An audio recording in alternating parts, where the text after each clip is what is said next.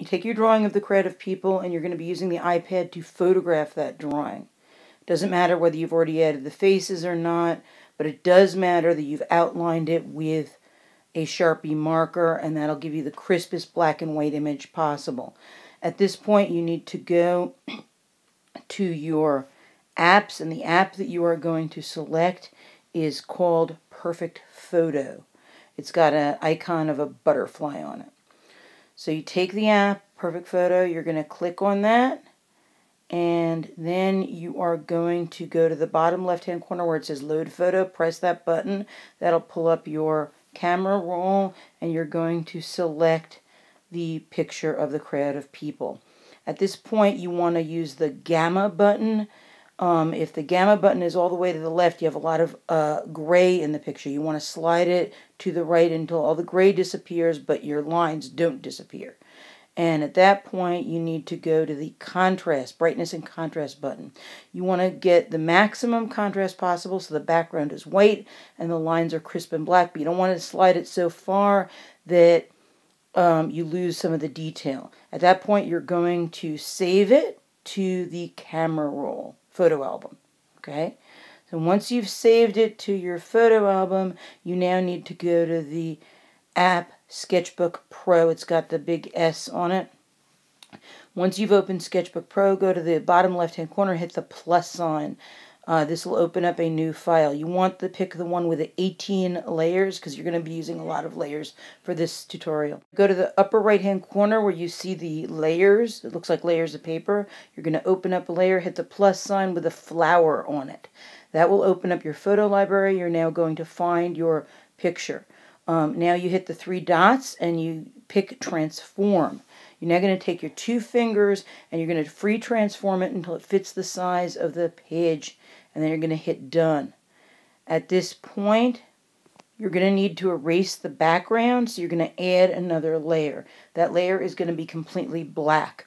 So you're going to go up to your tools and select the paint bucket, and you're going to slide the sliders till you get black and fill that layer entirely black.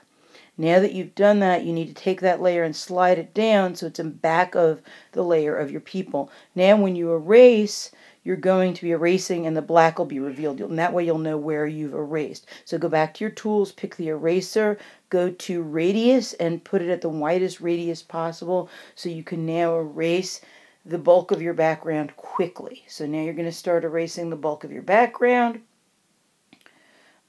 without going too near the lines of what you drew. And of course, the more you filled your page, the less you're going to have to erase, the less work you're going to have to do now. So you just start erasing the larger areas, and once that's done, you're going to slide the radius to make it smaller on the eraser, and then you can go in and erase more of the details. The closer you get to the lines you drew, the narrower you're going to have to make the radius. You're probably going to have to adjust the radius one more time to its thinnest so you can get in there and erase all the details. And that way you'll maximize, you'll do this in the least amount of time. Once you've erased all your details, at this point you can start playing around with adding some details. So you're going to want to switch tools.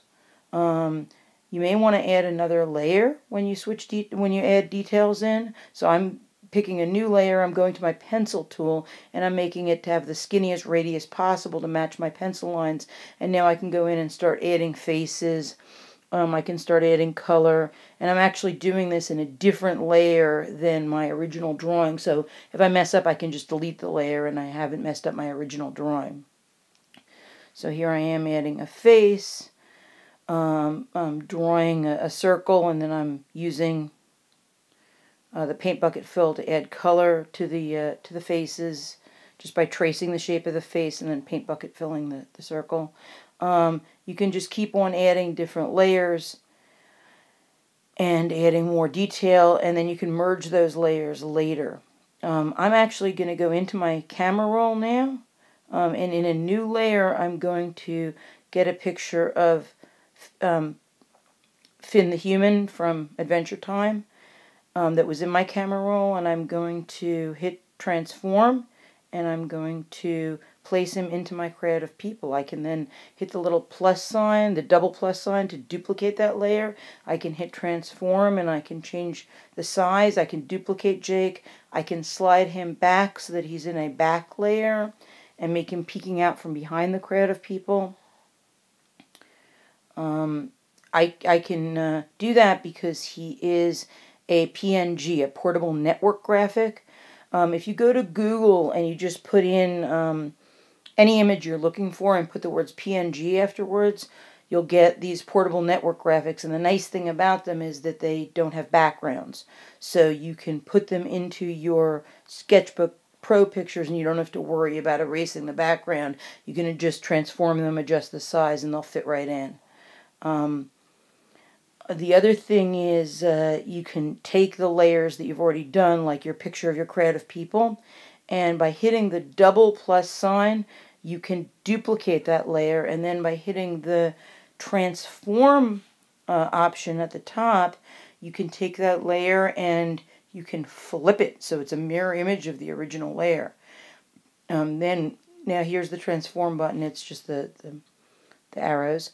And once you've flipped it, you now have more people in your creative people. So you doubled your picture, and you can add all sorts of cartoon characters. You can add backgrounds. You can adjust what goes in front and what goes in back by sliding the layers. So it's a good idea to go to Google and put into your camera roll all sorts of these portable network graphics, these PNG graphics. Here's some clouds. Here's a picture of a palm tree. Like, you could get all sorts of cartoon characters. Just always type in the words PNG afterwards so that you know it's a portable network graphic and you won't have to worry later about erasing the background. So here's a